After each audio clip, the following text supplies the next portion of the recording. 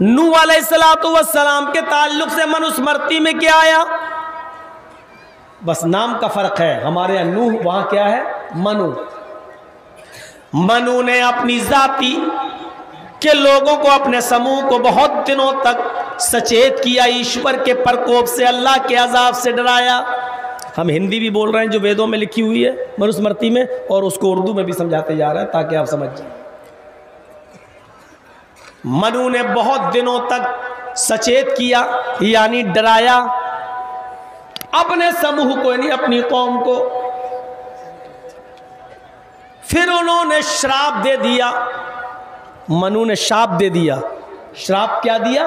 श्राप मतलब बद्दुआ। फिर मनु ने बद्दुआ दे दी, श्राप दे दिया, हाय प्रभु मेरी जाति के लोग नहीं मानेंगे, जिस धर्म को तूने देकर मुझे भेजा उसको स्वीकार नहीं करेंगे। हाय प्रभु इन सब को नष्ट कर दे, इन सब को बर्बाद कर दे, और एक व्यक्ति को भी मत छोड़, सबको नष्ट कर दे। मनु के श्राप के बाद फिर ईश्वरीय प्रकोप आया, अल्लाह का अजाब आया।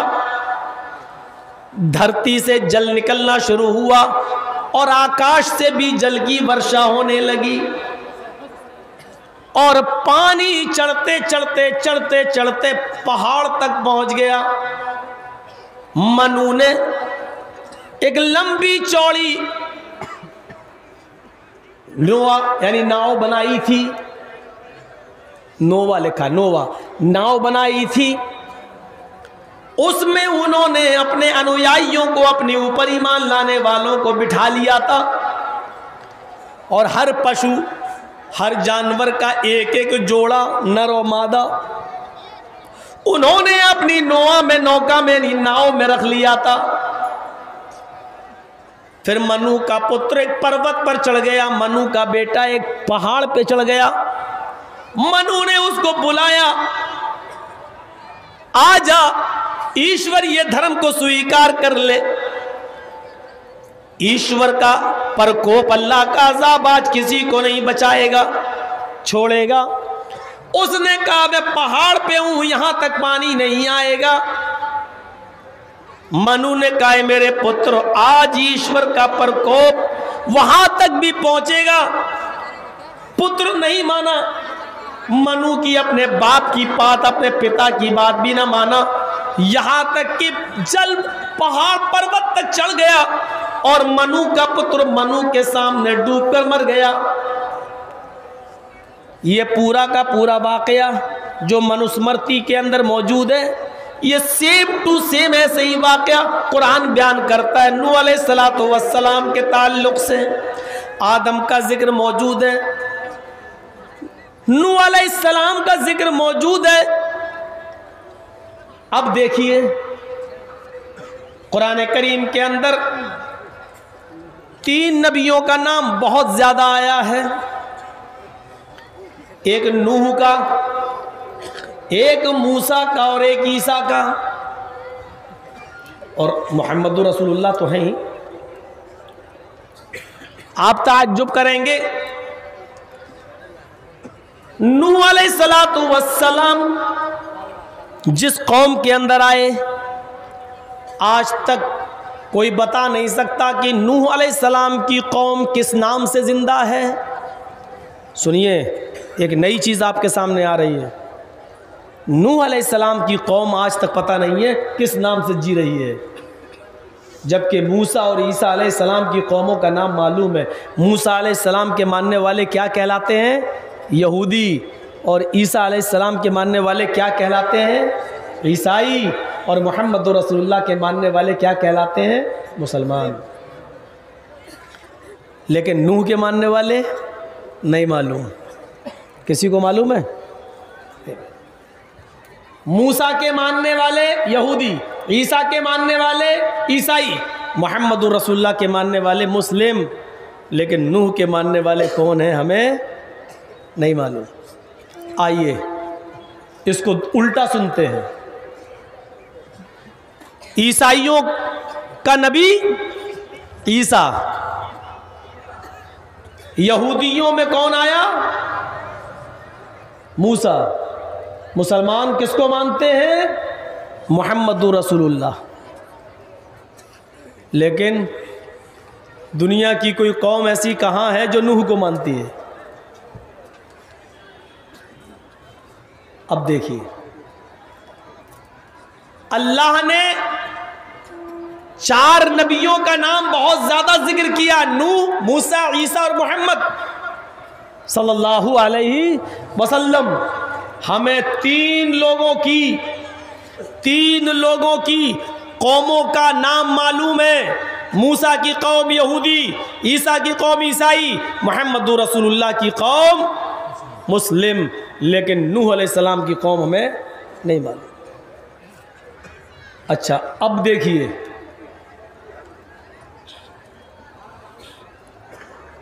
मूसा अलैहिस्सलाम पर कौन सी किताब उतरी?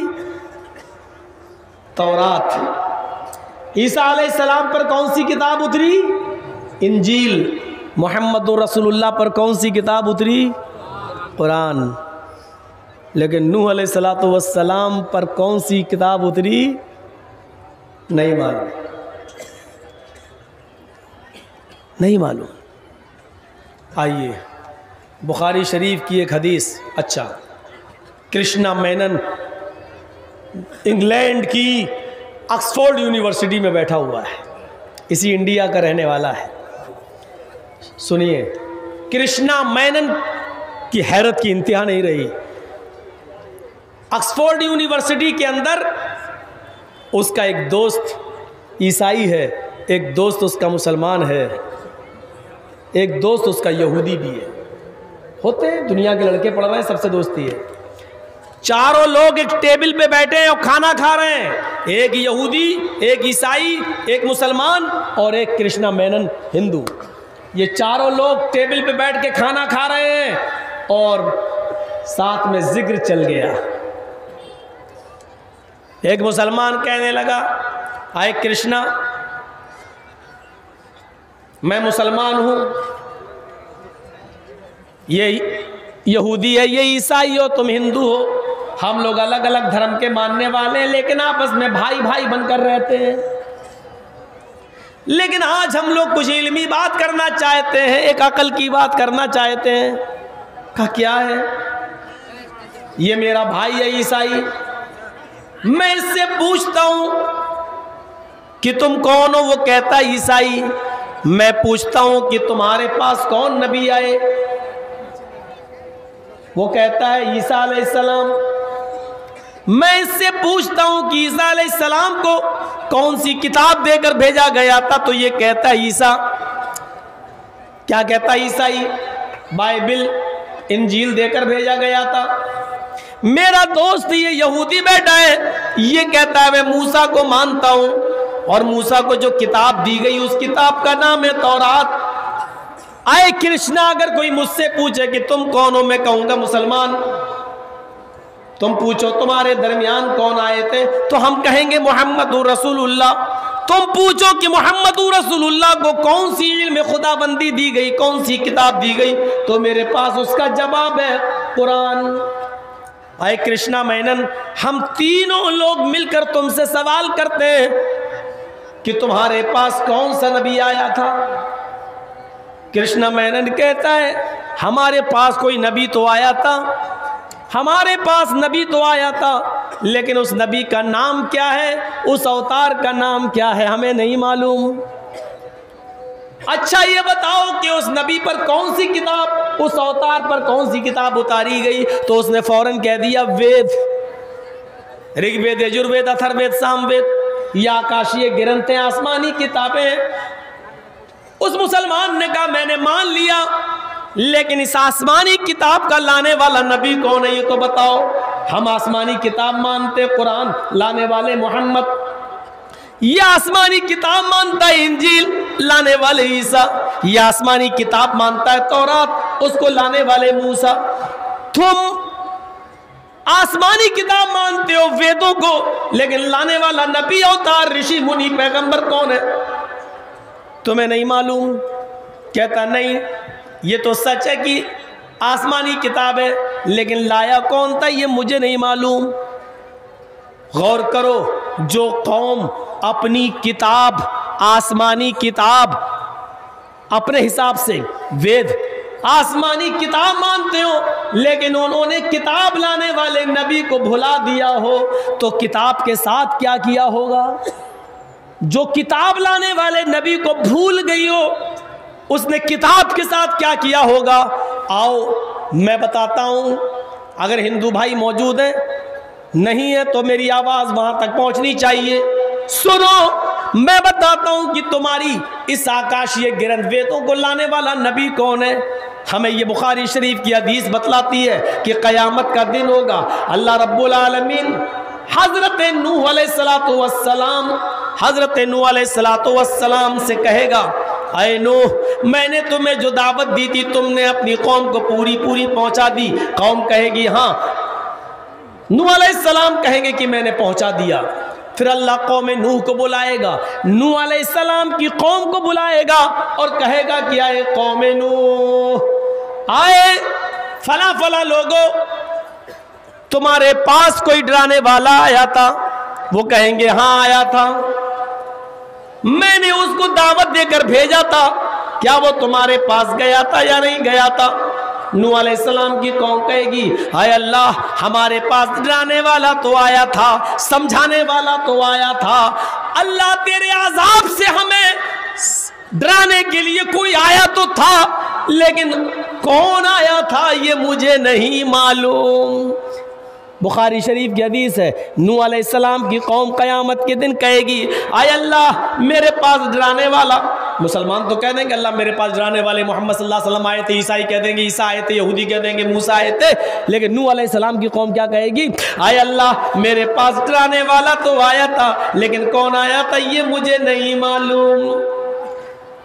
इस सरजमीन पर हिंदू एक ऐसी कौम है जो कहती है आसमान से जो किताब उतरी है ये तो उतरी है, आसमानी किताब है, लेकिन इस किताब का लाने वाला नबी कौन है ये हमें नहीं मालूम। उधर नूह अलैहिस्सलाम की कौम कहेगी डराने वाला तो आया था, लेकिन कौन था ये हमें नहीं मालूम। पता चला कि नूह अलैहिस्सलातु वस्सलाम की कौम से हमारे हिंदू भाइयों का बहुत गहरा ताल्लुक़ है नूह अलैहिस्सलातु वस्सलाम से। और एक और नज़रिए से समझाऊं, सबसे पहले मूर्ति की पूजा नूह अलैहिस्सलातु वस्सलाम के इंतकाल के बाद उनकी कौम के अंदर शुरू हुई। नूह अलैहिस्सलाम के बाद के इंतकाल के बाद कौम नूह में मूर्ति की पूजा सबसे पहले शुरू हुई। वद, सुआ, यगूस, यऊक, नस्र, ये 5 बहुत बड़े बुजुर्ग थे नूह अलैहिस्सलातु वस्सलाम की कौम के अंदर। इन बुजुर्गों के इंतकाल के बाद लोगों ने इन बुजुर्गों की मूर्ति बना ली, इन्हीं पे चढ़ावे चढ़ाने लगे, फूल और हार डाला जाने लगा, हाथ जोड़ा जाने लगा और अपनी अपनी दुआएं लेकर इन्हीं बदसुआ, यगूस, यऊक और नस्र के पास लोग जाने लगे और कहने लगे तुम अल्लाह के पास मेरी दुआ लेकर जाओ, तुम अल्लाह से हमें करीब कर दो, तुम सिफारिशी हो अल्लाह के पास हमारे। ये नूह अलैहिस्सलातु वस्सलाम के इंतकाल के बाद कौम नूह में मूर्ति और बुतों की पूजा सबसे पहले शुरू हुई और ये मूर्ति पूजा उसी ज़माने से अब तक चली आ रही है। और हिंदू धर्म का एक बड़ा तबका आज भी मूर्ति को पूजता है। और हिंदुओं में सबसे बड़े नबी या किसी को माना जाता होता तो मनु को माना जाता है और मनु के नाम पर पूरा एक शास्त्र लिख दिया गया है जिसका नाम है मनु स्मृति, जिसको हम शॉर्टकट में पढ़ते मनुस्मृति। मनु जो कानून बनाया था मनु ने, उस कानून का नाम है मनुस्मृति। चोर का हाथ काटा जाए कि नहीं, उसी में तो लिखा है ना मनुस्मृति में। ब्रह्मा जी ने अपने पैर अपने अपने अपने जो है सर से ब्राह्मण को पैदा किया, हाथों से छत्री को पैदा किया, रान से वेश को पैदा किया और पैरों से शूद्र को पैदा किया। ब्रह्मा जी के पैरों से शूद्र पैदा हुए, लिहाजा ये नीची कौम है और ये ऊंच नीच जो आई है वो मनुस्मृति के इसी मंत्र के बाद आई है, जिस मनुस्मृति को पढ़ने के बाद डॉक्टर भीमराव अंबेडकर ने हिंदू धर्म छोड़ दिया था और इस्लाम कबूल कर लिया था, लेकिन महात्मा गांधी ने उसमें अठेन डाल दी। गांधी जी ने कहा कौन सा इस्लाम, हनफी, शाफई, मालिकी, हम्बली, बरेलवी, शिया, सुन्नी, कादरी, चिश्ती, रिजवी है। क्या कह रहे हो कि हाँ बोले कुरान और हदीस पढ़ा तो मेरा समझ में आ गया इस्लाम क्या है। अब इनमें कौन अच्छा है कौन सही है इसको पढ़ने में तो मेरी पूरी ज़िंदगी गुजर जाएगी।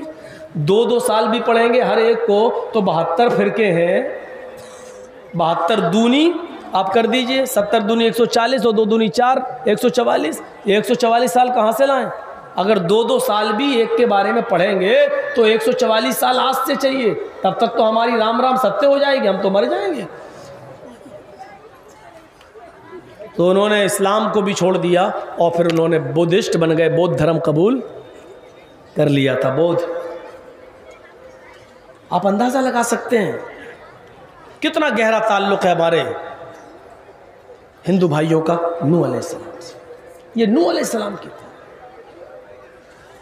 और फिर ये मानना पड़ेगा कि नूह को अल्लाह तबारक व तआला ने कुछ तो दिया था मनु को, क्योंकि हिंदू धर्म में इतने मंत्र आए हैं अल्लाह के रसूल के बारे में कि आप उसको काउंट नहीं कर पाओगे, गिन नहीं पाओगे। बाइबल में कम है, इंजील में कम है, तौरात में कम है, ज़बूर में बहुत कम है, लेकिन वेदों में भरे पड़े हैं मंत्र, भरे पड़े। शुरू करता हूं मैं। इदम जनाउपश्रुतो नराशंसिस्तश्विष्यते षष्टिम सहस्त्रान्नवीतम चक्कौरम मरुष्मेधु दद्महे ओष्ट्रायस्य पर्वाहिणो बधूमन्तो द्युदशः एषाये मामहे शतन्निष्कान्त शस्त्रजः त्रीणि शतान्य वर्तान्य सहस्त्रादश गौनामा। ये 3 मंत्र जो मैंने पढ़े हैं ये सिर्फ अथर्ववेद के 20वां कांड 20 सूक्त नंबर 127 के मंत्र नंबर 1, 2, 3। अब आ जाइए भागवत पुराण में। इथे कलोगत्प्राय जनेषु खरदर मिड़ी धर्मत्राणाय सत्वेने भगवानो तृष्यति तथस्तु शंभल गिरा में सोत स्वाजीव जात मंगलाचार्य बहुला पापिता विभजिज्जत तच्छुत्वा पुंडरीका चो ब्राह्मण विदंबरीति भवने शंभलो विष्णु यशसुग्रे सुमति प्रादुर्भुवाभ्यम विचरन्ना शुना छोड़िया हईना प्रति मगुति निर्पलिंग छुदो दस्यूनि कोटिशोनि हनिष्यति। इन मंत्रों को देख लीजिए, मच्छर बहुत आ रहा। पहले मंत्र की तरफ चलिए। ईदम जनाउपश्रुतो नराशंसिस्तश्विष्यते। आदर से सुनो, हाय लोगो, ईदम आए, जना जनता, हाय लोगो मैंने आए जनता को हाय लोगो कर दिया। ईदम आए जना लोगो जनता। औपश्रुत आदर से सुनो, अदब से सुनो, यानी गौर से सुनो।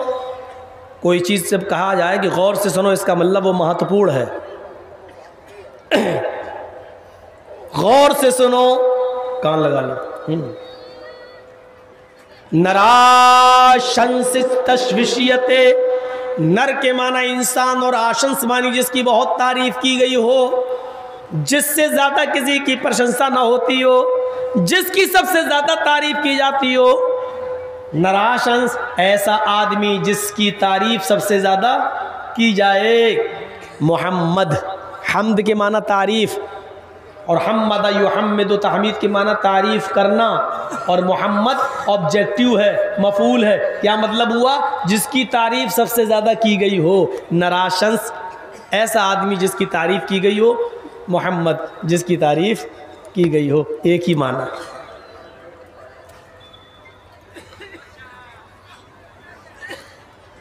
कसम खुदा की अगर यूपी के योगी जी को मालूम हो जाए तो नफरत करना छोड़ देंगे, अच्छी नज़र से देखने लगेंगे। लेकिन कुर्सी बाप को नहीं छोड़ती है, बेटे को नहीं छोड़ती है, तो हम तो बाप बेटे हैं ही नहीं, हमको कैसे छोड़ दे। वरना मंत्र देखिए कितना, ये हिंदू धर्म की किताबों में ये मंत्र मौजूद है, कितने प्रेम। हम तो एक कोशिश कर रहे हैं हिंदू और मुसलमानों को अपने मंच से इत्तेहाद, इत्तेफाक और एक प्लेटफार्म पर लाने की और भाईचारा पैदा करने की एक कोशिश कर रहे हैं हम। अल्लाह करे कि हमारी कोशिश कामयाब हो। लेकिन हम कोशिश करते हैं 5 मिनट में ये सफ़ेद पोश, जिनके कपड़े जितने ज़्यादा वाइट होते हैं उनके कारनामे उतने ही ज़्यादा काले होते हैं, ये लोग उस भाईचारे को 5 मिनट में ख़त्म कर देते हैं। देखा ना, अभी एक आदमी यहाँ बोल के गया तो मैं ही कोबरा हूँ। कोबरा, ये भी नहीं देख रहे हो यार मंच कौन सा है, अपने आप को खुद कोबरा बोल रहा। अंदाज़ा लगाइए, ऐसा डसूंगा कि शमशान घाट जाओगे, ये भाषा है। जितनी मेहनत हम लोग करते हैं एक हिंदू, मुस्लिम, सिख, ईसाई सबको एक प्लेटफार्म पे लाने की, 5 मिनट में मेरी मेहनत पे पानी फेर देते हैं। और मीडिया इन्हीं के साथ काँव काँव काँव काँव, इन्हीं की हाँ में हाँ मिला, इनकी हाँ में हाँ मिला देता। क्यों? यही तो पाल रहे हैं बेचारे। ये पालना छोड़ दें, फिर देखो असलियत सबके सामने आ जाएगी। नराशंस, कितना बेहतरीन जुमला है। लेकिन चलो हिंदू भाइयों से कहो, आपके यहाँ आखिरी नबी को नराशंस कहा गया, हमारे यहाँ मोहम्मद कहा गया। फौरन कह देंगे नहीं नहीं मोहम्मद को हम नहीं मानते। हमसे ज़्यादा प्यार करने वाला कोई मिलेगा? हम कहते हैं कि चलो तो मोहम्मद को नहीं मानते, हम नराशंस को मानने के लिए तैयार हैं। आओ गले लगाओ हमें। ये नराशंस तुम्हारी किताब में आया है, तुम्हारी किताब में ये लफ्ज़ है कि वो आखिरी नबी का नाम है नराशंस।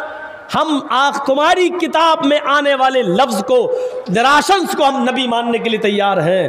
क्या तुम, नराशंस का अरबी तर्जुमा मोहम्मद होता है, क्या तुम उनको नबी मानने के लिए तैयार हो? ना ना ना ना ना ना।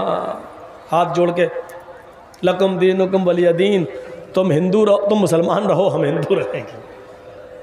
तुम्हारे लिए तुम्हारा दिन, हमारे लिए हमारा दिन।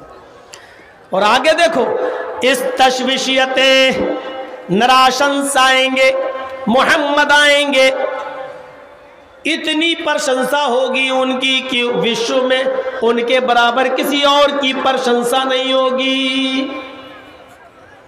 इतनी प्रशंसा, इतनी प्रशंसा, इतनी तारीफ कि उनके बराबर किसी दूसरे की तारीफ होगी ही नहीं। मैं चैलेंज के साथ कह सकता हूँ अल्लाह की कसम, जितनी तारीफ जनाब मोहम्मद रसूलुल्लाह की हो रही है और होती है, उतनी तारीफ दुनिया में आज तक किसी की नहीं होती। ईसा का नाम लेने वाले उतने नहीं हैं, मूसा का नाम बार बार नहीं लिया जाता, रामचंद्र जी का नाम तो सिर्फ राजनीति और सियासत के लिए रह गया है। वोट मांगना हो तो रामचंद्र जी याद आ जाते हैं, जबकि रामचंद्र जी महान पुरुष और मर्यादा पुरुषोत्तम।